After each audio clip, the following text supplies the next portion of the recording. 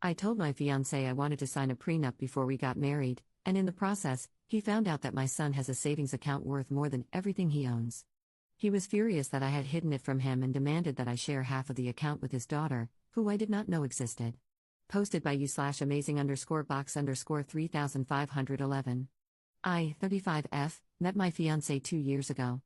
My son, 4M, gets along well with him, and my ex-husband, my son's father, also likes him. Now to the point, 3 years ago, I won a large sum of money in the lottery. Not millions, but enough for a comfortable life if I work normally and a good start for my son later. 75% went into a savings account that my son will have access to when he's 21. My fiancé always thought I had plenty of money, and I never corrected him. I insisted on a prenuptial agreement, which required full financial disclosure. The amount in my son's savings account turned out to be about 5 times more than anything my fiancé has. Completely enraged, he left the lawyer's office and ignored all my calls for 2 days. For me, that was the end of the relationship, and I wrote to him saying he could have the ring back. A week later, he showed up at my door. He said he loved me but had been in shock and now wanted details about where the money had come from. He also told me that he had a 5-year-old daughter from a previous relationship and that it would only be fair to split the money so his daughter could also benefit from it. He saw it as justified since I got the money through luck rather than hard work. I gave him back the engagement ring and kicked him out of my apartment. Since then, I've been receiving messages from various social media profiles and phone numbers accusing me of being the jerk who is ruining his daughter's future. I only learned about his daughter that day. I had never seen any photos or heard anything about her in the past 2 years. Top/relevant comments. Commenter. Not the jerk. You did the right thing breaking things off. Stay broken up. This dude will ruin your life otherwise. Ops response.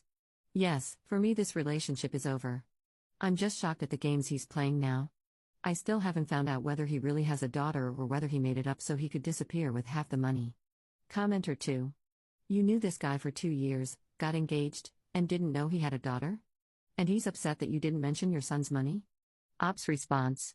Well, I tried to tell him about my finances. He never wanted to know. He was always kind of, yeah, I'm the man, you don't have to worry. Commenter 3. So wait, did all this happen before the prenup was even finished? And did you put in your sons because you were worried about creditors coming for you and this gave you an out? I'm just trying to piece together the whole story. Ops response. We sat with a lawyer to draw up the prenup. We had to disclose our finances. I didn't know exactly whether my son's account was excluded or not, so I took the documents with me as a precaution. When we went through these documents, he stood up and stormed out of the office extremely angry. In my country, it is customary to set up the bank account in the child's name. With normal savings accounts, both the person who opened the account and the parents can have access to it. So my son's dad also knows about it. My side of the family would love to have access to the money in the event of my premature death. That's why it's blocked. Additional info from Op. Wow, thanks for the support. I never expected so many comments or upvotes. I probably have some explaining to do. In my country, lottery winners are never revealed. Sometimes they say in which region a ticket was bought, but never more. Apart from the financial security for my son, there is no sign of the win in my family.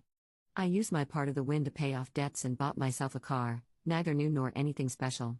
We live in the same rented apartment, and I still have my job that pays the monthly bills. I treat myself to a 2-week vacation in Australia once a year, but never in luxury. My son wears Temu clothes, he loves the designs, and I don't have any designer stuff myself. I always wear my clothes until they wear out. So there was never any sign that my fiancé was a gold digger. On the contrary. I had to fight for him not to keep inviting me to dinner or paying for weekend trips. I mostly turned them down. I grew up in a financially unstable family, so I was always very concerned about being frugal. My son's savings account is also closed to withdrawals before his 21st birthday. You can put money into it, but you can't take it out. And even then, only he is allowed to do so. Update 2 months later. Hello everyone, thank you for your support on my original post, and sorry for the long wait for an update. After receiving many of your tips, I took my son to his grandparents, informed the police, and also told my boss.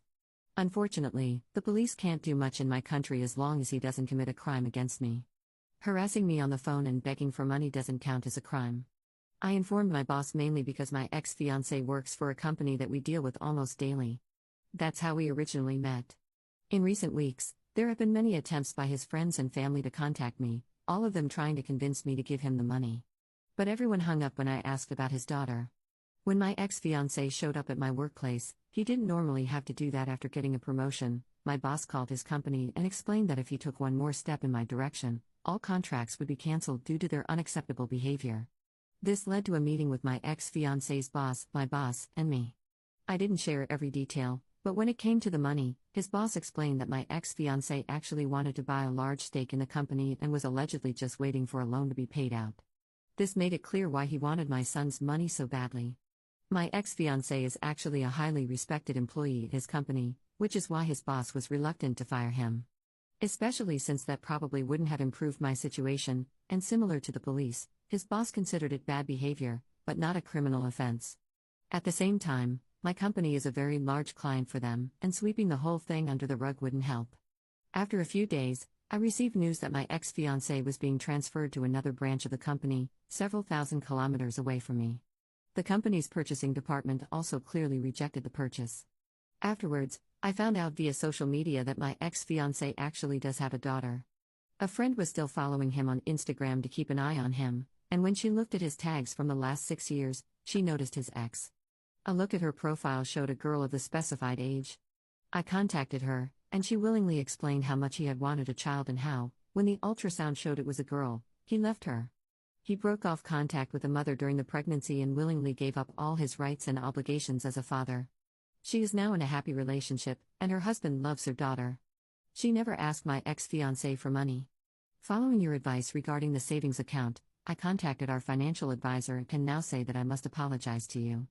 It is indeed a trust fund, I just hadn't referred to it as such until now, as it's mainly called a savings account in my country. But yes, it is a trust fund in the American sense. I discussed with my ex-husband, my son's father, how we would arrange the payout and, thanks to your tips, we have now decided on a staggered payout from ages 21 to 35 so that he has support during several stages of his life. The amount at age 21 has been set so that it can be used for college, but at the same time, it won't hurt too much if he squanders it. My question about am I the jerk here was mainly because many people in my circle called me that for persuading my ex-fiancé to sign a prenuptial agreement. But for me, prenuptial agreement was important for several reasons. To secure my son's money, and now I know he wouldn't have been able to touch it. I started a small business alongside my main job, nothing big at the moment, but it's still mine. I'm saving so I can eventually realize my dream of owning a house in Australia, and I didn't want to lose that money to him in a divorce.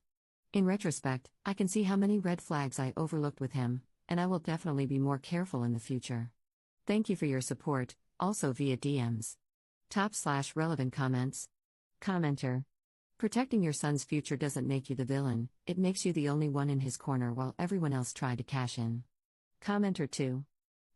As a fellow Australian, I'm not sure what lazy police officer told you harassing calls don't equal a criminal complaint. But they are wrong. You can absolutely lodge a formal complaint against him if you have a record of all the call logs. And while it may not lead to charges or court, the police can make a visit and tell him to stop. You can also inform your phone company about it if it continues. Ops response. I live in Central Europe, and unfortunately, things are very country-specific here.